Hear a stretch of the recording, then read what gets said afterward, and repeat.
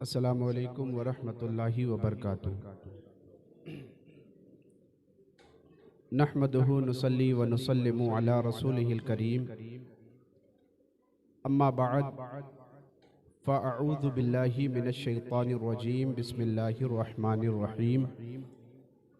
या अय्युहन नासु तक़ू रब्बकुमुल्लज़ी ख़लक़कुम मिन नफ्सिन वाहिदा, आमन्तु बिल्लाहि सदक़ल्लाहु मौलानल अज़ीम व बल्लगा रसूलुहुन नबियुल अमीनुल मतीनुल करीम व नहनु अला ज़ालिका लमिनश शाहिदीन व शाकिरीन वल्हम्दुलिल्लाहि रब्बिल आलमीन। हज़रात गिरामी वक़ार, अल्लाह रब्बुल इज़्ज़त का बेपनाह फ़ज़्ल व एहसान है कि आज हम और आप निकाह जैसी पाकीज़ा तक़रीब की महफिल में हाज़री की सादत हासिल कर रहे हैं।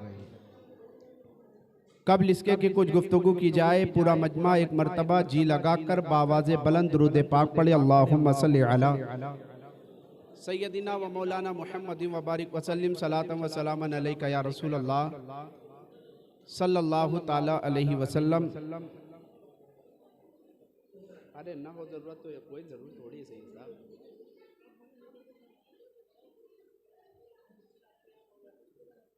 हज़रात किरामी वक़ार, मैं आप हज़रात के सामने 2-4-6 मिनट के लिए हाजिर हुआ हूँ। निकाह के ताल्लुक़ से 2-4 बातें करके मैं बहुत जल्दी अपनी बातों को ख़त्म करने की कोशिश करूँगा। आज हम और आप निकाह की पाकीज़ा मजलिस में हाज़री की सादत हासिल कर रहे हैं। निकाह ये ऐसा पाकीज़ा अमल है कि इसके ज़रिए सिर्फ मियाँ बीवी ही करीब नहीं आते, बल्कि इसके ज़रिए दो ख़ानदान एक दूसरे के करीब आया करता है। और इसकी बुनियाद भी दुनिया के किसी गेस्ट हाउस में नहीं रखी गई। निकाह की आप देखें, आप तारीख पढ़ें तो पता चलेगा कि अल्लाह तबारक व तआला ने नस्ल इंसानी के बाप हजरत आदम अलैहिस्सलातु वस्सलाम को दुनिया में जन्नत में भेजा और हुक्म फरमाया कि ऐ आदम, मैंने जन्नत में बहुत सारी नेमतें तैयार कर रखी है, तुम जन्नत में रहो, जिन नेमतों को खाना चाहो खाओ और जन्नत का मुशाहिदा करो। हजरत आदम अलैहिस्सलातु वस्सलाम जन्नत में रहते रहे, आप जिंदगी गुजारते रहे, अल्लाह की नेमतों का मुशाहिदा करते रहे, अल्लाह की तमाम तर नेमतें खाते रहे, मगर हजरत आदम अलैहिस्सलातु वस्सलाम को तन्हाई ने परेशान किया। तन्हा थे तो तन्हाई ने परेशान किया, तो अल्लाह तबारक व तआला ने आपकी बाईं पसली से हज़रत हव्वा को पैदा फरमाया। हज़रत हव्वा को आपकी बाईं पसली से पैदा फरमाने के बाद अल्लाह ने हज़रत आदम के अंदर शहवत को रखा। हज़रत आदम बेदार हुए, अपने सामने हज़रत हव्वा को देखा, हाथ बढ़ाना चाहा तो अल्लाह ने मना फरमा दिया, ऐ आदम, अभी तुम्हारा हज़रत हव्वा से निकाह नहीं हुआ है, अगर तुम अपने ऊपर हव्वा को हलाल करना चाहते हो तो तुम्हें इनसे निकाह करना पड़ेगा। हज़रत आदम अलैहिस्सलातु वस्सलाम ने रब की बारगाह में अर्ज किया, परवरदिगारे आलम, तू मेरा हज़रत हव्वा से निकाह करा दे। रब ने इरशाद फरमाया, आदम, हव्वा से निकाह के बाद तुम्हें इनका महर अदा करना पड़ेगा। हज़रत आदम अर्ज करते हैं, परवरदिगारे आलम, इनका महर क्या है? तो हज़रत आदम से रब इरशाद फरमाता है, ऐ आदम, तुम चंद मर्तबा मोहब्बत से मेरे हबीब पर दुरूद पढ़ लो, वही तुम्हारे निकाह का महर हो जाएगा। ये पाकीज़ा अमल जिसकी बुनियाद दुनिया के किसी गेस्ट हाउस में या दुनिया के किसी इलाके में या दुनिया के किसी शानदार महल में नहीं रखी गई, बल्कि निकाह जैसी पाकीज़ा अमल की बुनियाद, निकाह जैसे पाकीज़ा अमल की बुनियाद अगर निकाह वजूद में आ रहा है तो अल्लाह तबारक व तआला ने इसकी बुनियाद जन्नत में रखी है। जन्नत में और लोगों, हमें और आपको चाहिए भी कि इस पाकीज़ा तकरीब को आप खुराफात का सामान ना बनाएं। आज मौलाना गौसुल वरा साहब किबला की अक़दे मसनून की तकरीब है। अल्हम्दुलिल्लाह, इतने उलमाए इकराम का आप जम्मे गफीर देख रहे हैं, तो हमें और आपको भी चाहिए कि अगर ये पाकीज़ा तकरीब जिसकी बुनियाद अगर जन्नत में रखी गई है, तो हमें और आपको भी चाहिए कि इस पाकीज़ा तकरीब के इनेकाद के बाद हमें इन तमाम तर तकरीबात को पाकीज़गी के साथ अदा करना चाहिए, बजाय इसके कि इसमें खुराफात का सामान बनाने के, बजाय इसके कि इस महफिल में डीजे गाने बाजे बजाने के, बजाय इसके कि इस महफिल में तमाम तर खुराफात करने के बजाय इस महफिल में हमें और आपको चाहिए कि निकाह जैसा पाकीज़ा अमल, निकाह जैसी पाकीज़ा तकरीब में हमें कोशिश ये करनी चाहिए कि इस अमल के जरिए हमारा रब राजी हो जाए। वरना मेरे भाई, ये चंद मिनट की खुशी अल्लाह की नाराजगी के सबब न जाने हमने कैसी आफत में डाल दिया करती है कि खुशी का मौका हुआ करता है। आमतौर से हमें और आपको खुशी के मौके पर अल्लाह उसके रसूल को राजी करने की कोशिश करनी चाहिए। वरना आज हम अपने मुआशरे के हालात को उठाकर देखें, अपने हालात का जायजा लें, तो पता चलता है शाज़ो नादिर कोई ऐसी शादी हुआ करती होगी जिसमें शरीयत का इतना लिहाज किया जाता हो, जिसमें उलमाए किराम को जमा किया जाता हो, जिसमें नाते मुस्तफा पढ़ी जाती हो, जिसमें शरीयत मुस्तफा के कवानीन बयान किए जाते हो। शादो नादिर होगी कोई एक आध दो ऐसी शादी जिसको इस अंदाज में अदा किया जाता हो। अल्लाह के मुकद्दस नबी सल्लल्लाहु ताला अलैहि वसल्लम ने एक मौके पर अपने सहाबा से फरमाया था कि जब तुम्हें अपने बच्चों का निकाह करना हो तो लोग अपने बच्चों की शादी के मौके पर इन तमाम चीजों का ख्याल किया करते हैं कि रिश्ता देखते वक्त आला नसब देखा करते हैं, रिश्ता देखते वक्त मकाम देखा करते हैं, बिल्डिंगें देखा करते हैं। अगर तुम्हें अपने बच्ची और बच्चों का निकाह करना हो तो आला नसब बाद में देखना, बल्कि बच्चे और बच्ची में तुम्हें सबसे ज्यादा फौकियत देने वाली अगर कोई चीज होगी तो उसके अंदर देखना कि दीन है कि नहीं,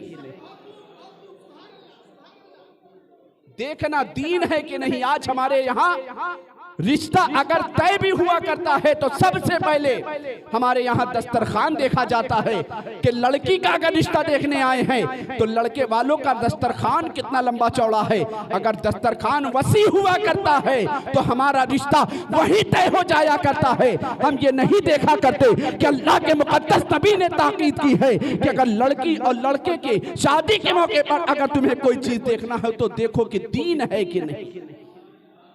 आज दीन कहां देखा जा रहा है? आज तो बाप की बिल्डिंगें देखी जा रही है, आज तो आला एजुकेशन देखी जा रही है, आज तो आला तालीम देखी जा रही है। और यही आला तालीम आला बिल्डिंग देखने का नतीजा है कि शादी के चंद महीनों के बाद जिस शादी में हम लाखों लाख की रकम खर्च कर देते हैं, वही शादी की तकरीबात में जो हम खुराफात किया करते हैं, उसका नतीजा, उसका रिजल्ट हमें 2 महीने के बाद ना इत्तेफाकी की शक्ल में दिखने लगता है। घर बजाय इसके के दुनियादार बहू लाने के, घर बजाय इसके के दुनियादार दामाद ढूंढने के, जन्नत का गहवारा बनने के बजाय हम अपने घर को जहन्नम का गहवारा बनाते नजर आ रहे हैं। दीन देखो, अल्लाह के मुकद्दस नबी सल्लल्लाहु अलैहि वसल्लम की प्यारी बेटी हजरत फातिमा की आप जिंदगी उठाकर देखें, जिससे मुस्तफा को कितनी मोहब्बत थी। बड़े बड़े सहाबियों के रिश्ते आए, बड़े बड़े अरब के ताजिरों के रिश्ते आए, मगर मुस्तफा जाने रहमत ने अपनी प्यारी बेटी के लिए रिश्ते का अगर इंतखाब किया तो गरीब अली के साथ किया था, अली के साथ,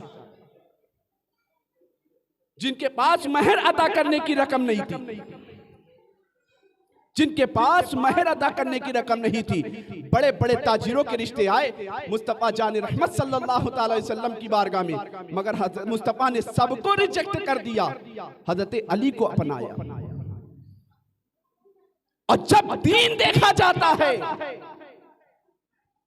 ज़ौजैन के दरमियान से, मियाँ बीवी के ज़ुर्रियत से, उनकी नस्ल से अगर कोई बच्चा अगर दीनदार है, माँ बाप अगर दीनदार है, अगर बच्चा जन्म लेता है तो कोई इमाम हुसैन हुआ करता है, कोई इमाम हसन हुआ करता है। माँ और बाप की जिंदगी अगर साफ सुथरी हुआ करती है, बेटा अब्दुल कादिर होता है तो जन्म लेने के बाद गौसे आजम बन जाया करता है। माँ और बाप का किरदार अगर पाक व साफ हो तो उनके शिकम से, उनकी ज़ुर्रियत से पैदा होने वाला बेटा अगर मोइनुद्दीन होता है तो जमाने में हिंद का सुल्तान बनकर के चमका कर। दीन नहीं है, जिंदगी से तंग आकर कहीं बच्ची फांसी लगा रही है, कहीं घर में ना इत्तेफाकी का अड्डा बनता नजर आ रहा है। मेरे दोस्तों, एक बात बताकर मैं अपनी गुफ्तगू को बड़ी तेजी के साथ खत्म कर दूंगा। आज से 1 साल पहले मैंने सोशल मीडिया पर एक वाकया देखा था। गुजरात की रहने वाली शायद एक लड़की थी जिसका नाम आयशा था। उसके बाप ने दुनियादार दामाद ढूंढा था। दुनियादार दामाद की सरकारी नौकरी वाला है कि नहीं, हमारे यहाँ रिश्ता तय करते वक्त इस बात का भी ख्याल नहीं किया जाता। बस दामाद लाखों रुपया कमाने वाला मिल जाए, हराम कमाता है कि हलाल कमाता है, इससे नस्ल की अच्छी तरबियत होगी कि खराब, इसकी फिक्र नहीं की जाती, इसके बारे में नहीं सोचा जाता। आज से 1 साल पहले सोशल मीडिया पर मैंने, आप सब ने एक वाकया देखा होगा। गुजरात का वो वाकया था, एक आयशा नामी लड़की जो वीडियो बनाती है, कहती है मेरे वालिद आपने मेरे लिए दुनियादार बाप चुना है, दुनियादार शौहर चुना है, दुनियादार ऐसा शौहर चुना है कि रोज रोज वो मुझसे डिमांड करता अपने बाप से ये ले आ। आप तो पान की गोमटी लगाते हो, आपके पास इतनी रकम नहीं है कि आप इस दुनियावी लालच के कुत्ते दिलदादे दामाद की डिमांड को पूरी कर सको। वो रोजाना मुझसे मुतालबा करता है कि बाप से कैश मंगा, वो रोजाना मुतालबा करता है कि बाप से ये सामान मंगा।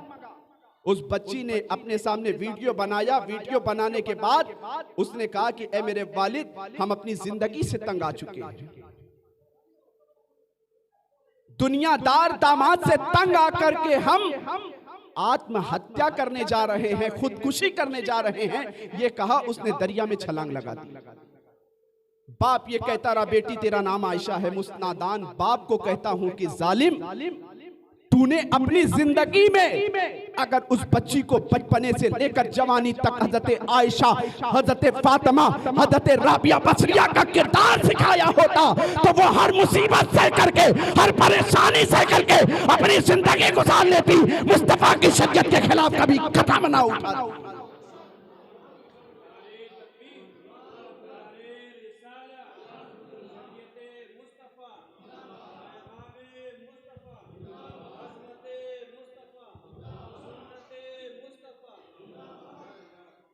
जरूरत इस बात की, इस्लाम जैसा पाकीज़ा मजहब पाने के बावजूद हम अंग्रेजों की जैसी शादी करें, गैर मुस्लिमों की तरह शादी करें।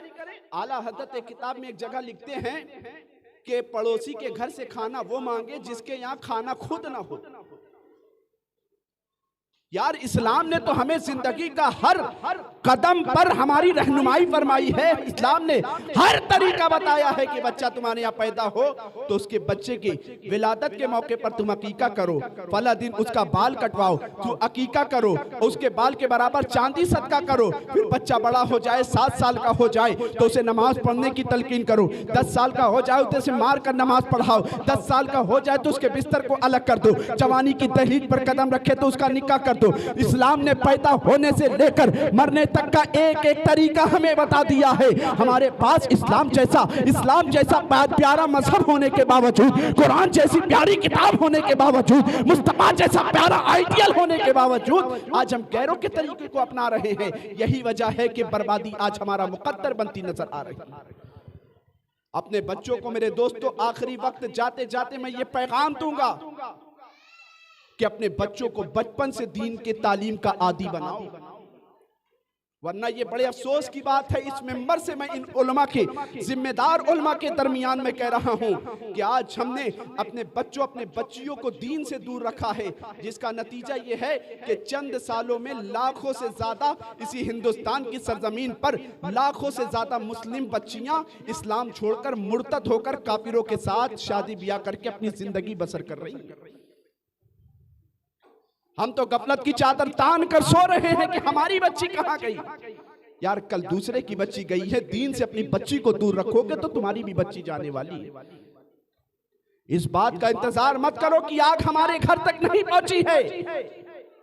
अगर इसी तरह तुम गफलत की चादर तान कर सोते रहे, जिस आग की, जो आग दूसरे के घर में लग चुकी है, उसकी लपेट में आपका घर भी आने वाला है। मेरे दोस्तों, बचपन से लेकर अपने बच्चों को दीनी तालीम का आदी बनाओ और अपने घरों से खुराफात की तमाम तर रस्में खत्म करो। यार बच्चा पैदा हो, बर्थडे की खुशी मत मनाओ। इस्लाम ने कहा है कि बच्चा पैदा हो 7वें दिन उसका अकीका करो। बर्थडे की खुशी मत मनाओ, बल्कि बर्थडे ही का अगर मौका हो, विलादत ही का मौका हो, तो उसमें अल्लाह को राजी करने की कोशिश करो। घर में जहां तुम दोस्तों अहबाब को इकट्ठा करते हो, वहां उलमा को इकट्ठा करो, कुरान की तिलावत करवाओ, नाते मुस्तफा करवाओ, तकरीरें करवाओ। तो खुदा की कसम तुम्हारे बच्चे की जिंदगी में जब इस्लामी किरदार को अपनी जिंदगी में, बच्चों को अपने बचपन के आलम में इस तरह ढालने की कोशिश करोगे, तो बच्चा अपनी जिंदगी में इस्लामी किरदार को अपनाने की कोशिश करेगा।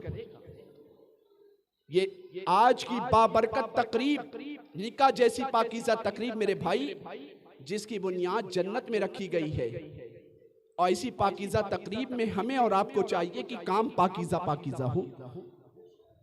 वरना आप उठाकर देखो, जिस दिन से डेट तय होती है उस दिन से लेकर शादी तक के माहौल को आप उठाकर देखो, सिर्फ खुराफात ही खुराफात होता। कहीं जूता चुराई की रस्म हो रही है, कहीं मंगनी की रस्म हो रही है, कहीं मंगनी की रस्म के नाम पर लड़का लड़की को अपने साथ पार्कों में घुमा रहा है, कहीं इंगेजमेंट के नाम पर, इंगेजमेंट होने के बाद लड़का अपनी होने वाली शरीके हयात को अपनी बाइक पर, अपनी कार पर बिठा करके बाजारों में घुमाता नजर आ रहा है, तुम्हारी इज्जत को रुस्वा करता हुआ नजर आ रहा, और तुम हंसी ठट्टे के साथ इस मंजर को देख रहे हो और ये कह रहे हो यार इस्लाम ने इस बात का कंसेप्ट नहीं दिया है। इस्लाम में हज़रत हव्वा की आप जिंदगी पढ़ो, आदम ने जब आंख खोली थी हव्वा की तरफ हाथ लगाया था, लगाना चाहा, अल्लाह ने मना फरमा दिया, निकाह नहीं हुआ है। जब तक तुम्हारे ऊपर हव्वा हलाल नहीं हो सकती है, जब तक तुम इनके के साथ निकाह ना कर लो, तो इस्लाम ने ये कंसेप्ट दिया कि कोई भी बच्ची, कोई भी लड़की, कोई भी औरत किसी मर्द पर उस वक्त तक हलाल नहीं हो सकती है जब तक उसका निकाह ना हो जाए।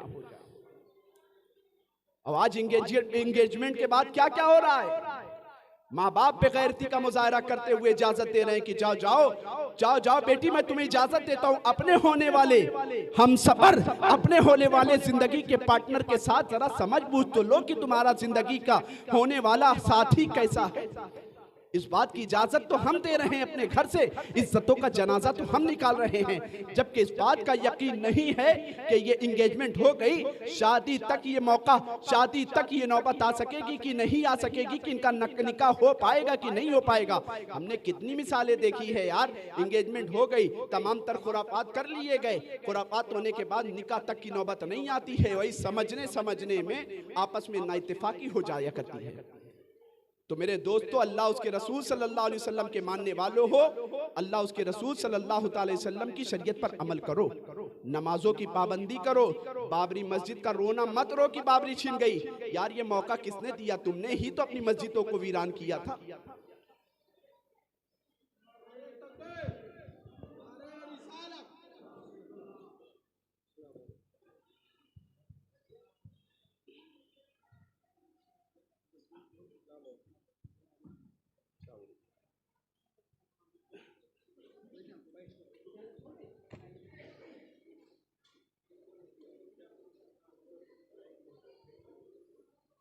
तो मेरे भाई, आप अपनी जिंदगी शरीयत मुस्तफ़ा सल्लल्लाहु अलैहि वसल्लम की रोशनी में गुजारने की कोशिश करें, नमाजों की पाबंदी करें, कुरान की तिलावत करें, अपने बच्चों को दीन का इल्म सिखाएं, दुनिया का भी सिखाएं मगर ज्यादातर फौकियत दीन के इल्म को दें।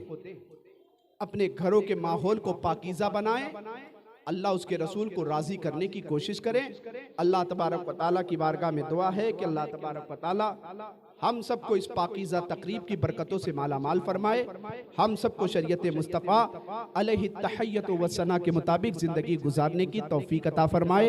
अस्तग़फिरुल्लाह रब्बी मिन कुल्लि ज़ंबि व अतूबु इलैहि, ला इलाहा इल्लल्लाहु मुहम्मदुर रसूलुल्लाह सल्लल्लाहु तआला अलैहि वसल्लम। हमारी सुबह जिंदा है, हमारी शाम जिंदा है, हमारे दिल की तख्ती पर नबी का नाम जिंदा है। वाखिरु दावाना अनिल हम्दुलिल्लाहि रब्बिल आलमीन। अस्सलामु अलैकुम।